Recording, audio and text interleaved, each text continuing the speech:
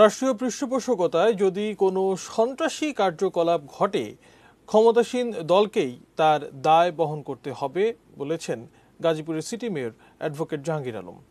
রোববার দুপুরে 2005 সালে গাজীপুর আইনজীবী সমিতিতে জেএমবির আত্মঘাতী বোমা হামলায় নিহত ও আহত আইনজীবীদের স্মরণ সভায় তিনি কথা বলেন।